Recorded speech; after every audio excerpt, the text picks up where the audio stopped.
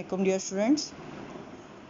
Previous topic में हमने effect of temperature on solubility पढ़ा है और उसकी फ़र्स्ट कंडीशन को हम डिस्कस कर चुके थे जब सराउंडिंग से हीट एब्जॉर्ब हो रही थी, और उसको हमने पढ़ा था इस पिक्चर के रेफरेंस में। मैंने आपको एंडोथर्मिक और एक्सोथर्मिक रिएक्शंस के बारे में बताया था इसके थ्रू कि एंडोथर्मिक रिएक्शंस वो हैं जो अपने सराउंडिंग से हीट को अपने अंदर लेकर जाते हैं, और इन रिटर्न सराउंडिंग्स जो हैं वो कूल डाउन हो जाती हैं। और एक्सोथर्मिक रिएक्शंस वो हैं जो अपनी हीट प्रोड्यूस करते हैं और अपनी सराउंडिंग को इस वजह से हॉट कर देते हैं, हीट अप कर देते हैं। ठीक है जी, एंडोथर्मिक और एक्सोथर्मिक ये टर्म्स मैं पिछले लेक्चर में भी आपको एक्सप्लेन कर चुकी हूँ। हम अब डायरेक्टली आएंगे अपने नेक्स्ट टॉपिक पे, इसके नेक्स्ट हेडिंग पे, which is heat is given out. के डिज़ोल्वेशन के दौरान हीट जो है वो बाहर आ रही है। तो ऐसा कब होता है कि कोई चीज़ डिज़ोल्व और ख़ुद हीट प्रोड्यूस करे? तो यहाँ पे दो सॉल्ट्स के नाम आपको बताए गए हैं। For example lithium sulphate and caesium sulphate, ये दो सॉल्ट्स के नाम हैं। इन्हें जब आप टेस्ट ट्यूब में ऐड करेंगे तो टेस्ट ट्यूब गर्म हो जाती है। इसके अलावा जो कॉमन यूज़ में की जो अगर आप एग्जांपल लें, आई डोंट थिंक सो कि क्योंकि ये इस तरह से यूज़ होता नहीं है, शायद ही किसी को पता हो चूने के बारे में। चूने के पत्थर को या चूने को जब पानी में डाला जाता है तो वो पानी के टेम्परेचर को रेज़ करता है। पहले घरों में पेंट्स की जगह पे सफ़ेदी करने के लिए, वाइट वॉश करने के लिए चूने का पत्थर यूज़ होता था, और उसको एक बड़े से ड्रम में पहले मिक्सअप किया जाता था। फिर उस इंतज़ार किया जाता है कि जी उसका जो टेम्परेचर है वो कम हो, फिर उसको एज अ पेंट यूज़ किया करते हैं, और करने वालों के हाथ उसकी वजह से बड़े ख़राब हो जाते हैं। बहरहाल वो अब पुरानी टेक्नोलॉजी है, शायद ही आप में से किसी को पता हो। तो लिहाजा यहाँ पे जो बात हो रही है, इस तरह के दो ही सॉल्ट्स हैं। तो उन सॉल्ट्स को जैसे ही आप टेस्ट ट्यूब में डालेंगे तो इन रिटर्न आपकी टेस्ट ट्यूब बग़ैर हीट प्रोवाइड किए, बग़ैर कोई बर्नर, कोई टेस्ट ट्यूब को गर्म किए, वो ख़ुद से गर्म हो जाएगी। वो ख़ुद से कैसे गर्म हो जाएगी? क्योंकि जब सोल्यूट और सॉल्वेंट का इंटरेक्शन हुआ है तो उस दौरान हीट रिलीज़ हुई है। तो यहाँ पे आप एक पॉइंट जो है वो ऐड कर लें, दिस इज़ कॉल्ड, यहाँ पे एक पॉइंट आप ऐड कर लें, this is called and exothermic reaction या एक्सोथर्मिक सॉल्युबिलिटी। ठीक है, सॉल्युबिलिटी पे अब उसका एक्सोथर्मिक डिसॉल्वेशन। ठीक है, तो यहाँ पे अब देखें इस की जो इक्वेशन लिखी हुई है उस पर गौर करें ज़रा। पहले तीन चीज़ों ने मिलकर सोल्यूशन बनाया था, अब दो चीज़ें मिलकर दो ही चीज़ें बना रही हैं, यानी सोल्यूट और सॉल्वेंट मिल रहे हैं तो सोल्यूशन भी बन रहा है और साथ हीट रिलीज़ हो रही है। तो ये हैं जी दूसरे टाइप के रिएक्शन जो कि हीट को रिलीज़ करते हैं। ठीक है जी, अब यहाँ से जो है बात अगली आ गई कि वो सोल्यूट और सॉल्वेंट में से हीट को ले कौन गया। ठीक है, तो इस केस में आपको बता रहे हैं कि in this case attractive forces among the solute particles are weaker and solute solvent interaction are stronger. As a result there is release of energy. वो एनर्जी कहाँ से आई है? वो एनर्जी उस वक़्त रिलीज़ हुई है जब सोल्यूट और सॉल्वेंट जो हैं आपस में मिक्सन अप हुए, यानी जो सोल्यूट के पार्टिकल्स थे उनके दरमियान जो अट्रैक्टिव फोर्सेस थी उसको तोड़ने के लिए एनर्जी जो है उसके कंपैरिजन में एनर्जी ज़्यादा चाहिए सोल्यूट और सॉल्वेंट के इंटरेक्शन को तोड़ने के लिए, क्योंकि वो ख़ुद एनर्जी को प्रोड्यूस कर रहे हैं, हीट को प्रोड्यूस कर रहे हैं। तो जैसे ही सोल्यूट और सॉल्वेंट आपस में मिक्सअप होंगे तो जो सोल्यूशन है उसका टेम्परेचर राइज हो जाएगा, यानी सॉल्यूशन बनने के बाद टेम्परेचर राइज हो रहा है। तो कैन यू गैस कि इस तरह के सॉल्यूशन में सॉल्युबिलिटी का क्या इफ़ेक्ट होगा? यस एग्जैक्टली, जब सोल्यूशन बन ही गया है और हीट ऑलरेडी बाहर निकल रही है तो ऐसे आप सोल्यूशन का जब टेम्परेचर इंक्रीज़ करेंगे तो सॉल्युबिलिटी डिक्रीज़ होगी। ठीक है, क्योंकि वो तो ख़ुद एनर्जी प्रोवाइड कर रहा है, और एनर्जी प्रोवाइड करने से ही वो कब कर रहा है? जब उनकी सोल्यूशन की डिसॉल्वेशन हो रही है, सोल्यूट एंड सॉल्वेंट की डिसॉल्वेशन हो रही है। ठीक है, तो इस केस में जो हीट है वो सॉल्युबिलिटी को इंक्रीज़ नहीं करेगी बल्कि डिक्रीज़ करेगी। ठीक है जी, दोबारा सुने इस बात को। यहाँ 2 सॉल्ट्स के नाम हैं, सॉल्ट्स के नाम भी इम्पॉर्टेंट है। फिर मैं आपको ये ग्राफ भी एक्सप्लेन करती हूँ कि जी ये इन दोनों में से कोई भी सॉल्ट आप वाटर में डालेंगे, मैंने जो अभी आपको उस दिन करवाई है how to make a molar solution, उसमें हमने यूज़ किया था NaOH सोडियम हाइड्रोक्साइड, उसका हमने 1 मोलर सोल्यूशन बनाया था। तो वहाँ पे मैंने इस चीज़ को कोट नहीं किया, लेकिन जब मैं वो सोल्यूशन बना रही थी तो बाकायदा उसका जो टेस्ट ट्यूब जो हमने उसमें यूज़ किया था बीकर, उसका टेम्परेचर चेंज हो गया था कि वो मेरे हाथ को ऑलमोस्ट गर्म लग रहा था, क्योंकि ऑलरेडी इतनी गर्मी है तो उसको पकड़ते हुए मुझे गर्म ही लग रहा था वो, लेकिन ना ही आप उसे देख सकते थे उसके टेम्परेचर को, ना ही फील कर सकते थे, इसलिए उस वक्त मैंने वहाँ पे ये बात कोट नहीं की।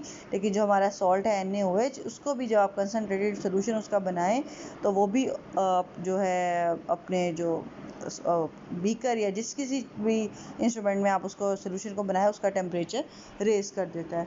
तो इस बात को यहाँ करने का ये मकसद था कि वहाँ पे भी हमने सिर्फ क्या किया था, एक सॉल्ट यूज़ किया था और वाटर यूज़ किया था, और जो टेम्परेचर है वो इंक्रीज़ हो गया था। क्यों? क्योंकि सोल्यूट के पार्टिकल्स के दरमियान और सॉल्वेंट के पार्टिकल्स को के जो आपस के इंटरेक्शन है उसके वो वीक थे, और जब सोल्यूट और सॉल्वेंट आपस में मिक्सअप हुए तो उनका इंटरेक्शन जो था वो स्ट्रॉन्गर था, जिस वजह से वहाँ से एनर्जी रिलीज़ हो रही थी, और उस रिलीज ऑफ एनर्जी की वजह से जो कंटेनर है जिसमें सोल्यूशन है उसका टेम्परेचर बढ़ जाएगा। ठीक है, तो this type of dissolution is called exothermic dissolution. ठीक है जी, अब आ जाते हैं इसके थर्ड केस पे, नो चेंज इन हीट। अब ऐसा भी नहीं है कि या तो सॉल्युबिलिटी इंक्रीज़ होती है या तो सॉल्युबिलिटी डिक्रीज़ होती है।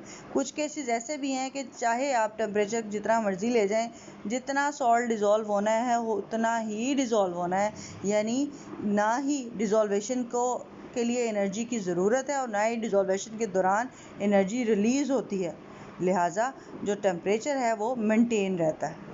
ठीक है, तो इस तरह के जो सॉल्यूशंस हैं उन पे टेम्परेचर को इंक्रीज़ करने का इफ़ेक्ट जो है वो मिनिमम होता है। यानी जब हमने सुपर सैचुरेटेड सोल्यूशन बनाया था नमक से, तो हमने नमक को डिज़ोल्व करने के लिए उसका टेम्परेचर थोड़ा सा ज़्यादा किया था, गर्म किया था, लेकिन जैसे ही वो दोबारा मैंने आपको बताया था रूम टेम्परेचर पे आएगा तो वो जो जितना एक्स्ट्रा नमक आपने उसमें डिज़ोल्व किया था वो वापस आ जाएगा, यानी सुपर सैचुरेटेड सोल्यूशन वापस सैचुरेटेड सोल्यूशन की फॉर्म में आ जाएगा।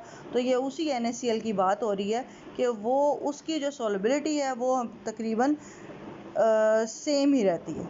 ठीक है, तो जब ना ही एनर्जी रिलीज़ हो रही हो सोल्यूट सॉल्वेंट के इंटरेक्शन से, ना ही एनर्जी जो है एब्जॉर्ब हो रही हो, तो उस तरह के केस में जो इफ़ेक्ट है सॉल्युबिलिटी पे टेम्परेचर का वो मिनिमम होता है, और ना ही उसकी सॉल्युबिलिटी डिक्रीज़ होती है और ना ही इस तरह के सॉल्ट्स की सॉल्युबिलिटी इंक्रीज़ होती है। ठीक है जी, अब यहाँ से रह गया है आपको एक्सप्लेन करने वाला ये फिगर जो बना हुआ है ग्राफ।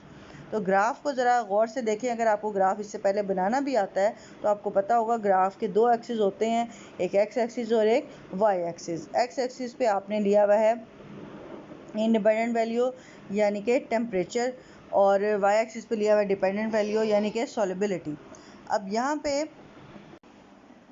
यहाँ पे डिफरेंट जो अभी हमने एग्जांपल्स दी हैं उन्हीं सॉल्ट्स के नाम लिखे हुए हैं और साथ साथ उसको डिफरेंट कलर के कर्व्स से शो किया गया। अब कर्व्स को अगर आपको ग्राफ की नो हाउ है, फिजिक्स में आपने पढ़े हैं डिफरेंट ग्राफ्स, तो आपको इसको समझने में कोई मुश्किल नहीं होगी। मैं इसको एक्सप्लेन करने की बहरहाल कोशिश करती हूँ। NaNO3 जिसको आपने पढ़ा था आपके फर्स्ट केस में जहाँ पे हीट एब्जॉर्ब हो रही थी सराउंडिंग से, तो उसकी सॉल्युबिलिटी जो है 0 पे, यानी बिल्कुल जो जहाँ पे स्टार्टिंग है 0 पे 0 डिग्रीज ऑफ सेल्सियस पे 70 ग्राम्स है। ठीक है, 70 ग्राम्स है 0 सेल्सियस पे, और 10 पे जब आप यानी उसका टेम्परेचर रेज कर रहे हैं 10 पे लेके जा रहे हैं तो क्या हो रहा है, उसकी सॉल्युबिलिटी इंक्रीज़ हो रही है और उसका जो लाइन है वो ऊपर की तरफ जा रही है, 80 पे रिजाइड कर रही है जो 10 की लाइन है। ठीक है, यानी जब आपने टेम्परेचर इंक्रीज़ किया 10 तक ले गए तो कितने ग्राम्स डिज़ोल्व हो गए, 80 ग्राम्स। उसके बाद 20 तक लेकर गए तो 90 ग्राम्स डिज़ोल्व हो रहे हैं। उसके बाद तकरीबन 30 से 40 के दरमियान 35 तक 100 ग्राम्स जो हैं उसके अंदर डिज़ोल्व हो गए हैं। यहाँ हमने 100 ग्राम्स का ही पढ़ा था।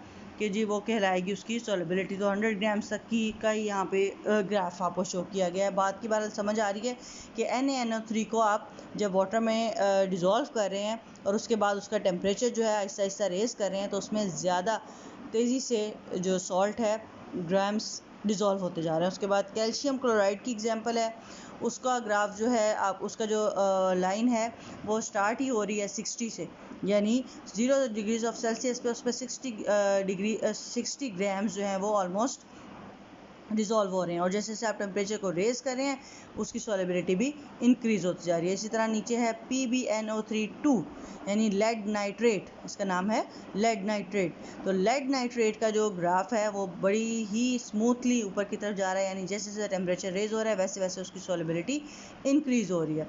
उसके नीचे है जी लाइट ब्लू कलर की लाइन जिसके ऊपर लिखा हुआ है NaCl। ये है केस नंबर 3 से, यानी जब सॉलिबिलिटी पे हीट का कोई असर नहीं हो रहा। ठीक है, उसके बाद है, यानी ये आपको नज़र आ रहा है ऑलमोस्ट स्ट्रेट लाइन है, यानी 0 डिग्रीज ऑफ सेल्सियस पे 35 ग्राम्स जो हैं वो डिज़ोल्व हुए हैं सोल्यूशन में। और जब आप टेम्परेचर को लेकर गए हैं तकरीबन 40 पे 50 पे, तो ये ऑलमोस्ट चला गया है 40 ग्राम्स के नज़दीक, यानी 38 ग्राम्स होंगे ऑलमोस्ट। और 100 डिग्रीज ऑफ सेल्सियस यानी बहुत ज़्यादा टेम्परेचर इंक्रीज़ करने के बाद ये गया है 40 ग्राम्स पे। 40 ग्राम वाली लाइन को ये देखें यहाँ पे टच कर रहा है, तो ये कोई बहुत ज़्यादा चेंज नहीं है, लिहाजा हम कहते हैं कि यहाँ इन सॉल्ट्स पे टेम्परेचर इंक्रीज़ का कोई भी ज़्यादा असर नहीं है। उसके बाद उसके नीचे जी लाइन है KCl की, ठीक है जी, KCl की और क्रोमियम सॉल्ट की और सीजियम सॉल्ट की। तो ये जो लाइन है यहाँ से पे जो लिथियम सल्फेट की लाइन यहाँ पे शो नहीं की गई। सीजियम की एग्जांपल से मैं आपको बताती हूँ। सीजियम सल्फेट की एग्जांपल को देखें, ये जो सबसे लास्ट में है कि 0 डिग्रीज ऑफ सेल्सियस पे उसकी सॉलिबिलिटी है 20, ऑलमोस्ट 20, यानी 18 तक लग रही है, लाइन 20 से थोड़ी नीचे ही है, ऑलमोस्ट 20 ग्राम्स। ठीक है, और जैसे ही आप टेम्परेचर 10 पे लाए हैं तो उसकी जो सॉलिबिलिटी है वो उससे नीचे की तरफ आ गई है, ऑलमोस्ट 10 पे आ गई है। ठीक है, टेम्परेचर को मज़ीद इंक्रीज़ किया है, 30 डिग्रीज ऑफ सेल्सियस पे ले गए हैं, मज़ीद टेम्परेचर बढ़ा रहे हैं, तो सॉलिबिलिटी का ग्राफ जो है और नीचे आ गया है। और ये जो बाकी ऑलरेडी इसमें डिज़ोल्व सॉल्ट था वो भी उसमें अनडिज़ोल्व फॉर्म में बाहर आता जाएगा। तो ये लाइन जो है ऑलमोस्ट 0 के नज़दीक आती जा रही है जैसे जैसे आप टेम्परेचर बढ़ा रहे हैं, और फिर वो मेंटेन हो रही है, यानी मज़ीद टेम्परेचर 30 पे लाइन स्ट्रेट हो गई है, और उसके बाद मज़ीद टेम्परेचर 100 तक 40, 50, 60, 70, 90, 80 और ये 100 तक बढ़ाने के बावजूद मज़ीद जो है सॉल्ट उसमें डिसॉल्व नहीं हो रहा, बल्कि सॉलिबिलिटी जो है वो कम हो रही है।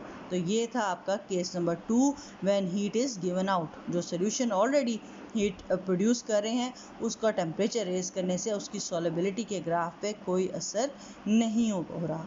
ठीक है जी, तो आई गेस मैंने इस टॉपिक को पूरा एक्सप्लेन कर दिया है। ये इस चैप्टर का इम्पॉर्टेंट लॉन्ग क्वेश्चन है ये तीनों केसेस, और एज इट इज़ इसको लर्न करना है। ग्राफ में से मतलब आसानी ये हो सकती है कि आप तीनों केसेस की कम से कम एक लाइन ड्रॉ करें, NaNO3 ड्रॉ कर लें वाली लाइन, NaCl वाली लाइन ड्रॉ कर लें, और ये सीजियम सल्फेट वाली लाइन ड्रॉ कर लें। ठीक है, तो ग्राफ भी इसमें साथ ऐड होगा। और सब हेडिंग आप यहाँ पे बना सकते हैं, एक्सोथर्मिक रिएक्शन और एंडोथर्मिक रिएक्शन के बाद जो यहाँ पे है स्पेस के इफ़ेक्ट ऑन सॉलिबिलिटी। ये बच्चे असल बात लिखना भूल जाते हैं, मैंने काफ़ी सारे पेपर चेक किए हैं कि असल बात लिखना वो ये तो लिख देते हैं कि जी ये सॉल्ट डाला, हीट रिलीज़ हुई, हीट एब्जॉर्ब हुई, लेकिन ये लिखना भूल जाते हैं कि जी क्या असर है इस तरह के रिएक्शंस का सॉलिबिलिटी पे। तो पहले केस में सॉलिबिलिटी जो है वो इंक्रीज़ हो रही थी और दूसरे केस में सॉलिबिलिटी जो है वो डिक्रीज़ हो रही है। अच्छा जी, अभी तक हमने कोई टेस्ट योरसेल्फ के बारे में आपने भी क्वेश्चन नहीं किया। अब ये ऑब्वियसली वन वर्ड के आपके कॉन्सेप्चुअल क्वेश्चन है, इसमें से ऐसे अभी तक कोई याद करने वाला क्वेश्चन नहीं आया। आप प्लीज़ इसमें से इसको पढ़ें और अपने बुक पे साथ साथ अपने, अगर आपके कॉन्सेप्ट क्लियर हैं तो इसके आंसर्स भी आपको पता चलते जाएंगे, वो लिखते जाएँ। अगर इसके बारे में कोई क्वेश्चन है तो डू आस्क मी, और प्लीज़ इस क्वेश्चन को, इस टॉपिक को बहुत अच्छी तरह लर्न करें। ये इस चैप्टर का इम्पॉर्टेंट लॉन्ग क्वेश्चन है, how the temperature effect on solubility. इसके तीनों sub headings, heat is absorb, heat is released and no change in heat. ये एज इट इज़ लिखना है, इसमें ऐड हो सकती है हेडिंग, इसमें से कुछ कम नहीं हो सकता, ठीक है। और ग्राफ में से जो जिस तरह से हो सकता है वो मैंने आपको बता दिया। Best of luck, thank you, अल्लाह हाफिज़।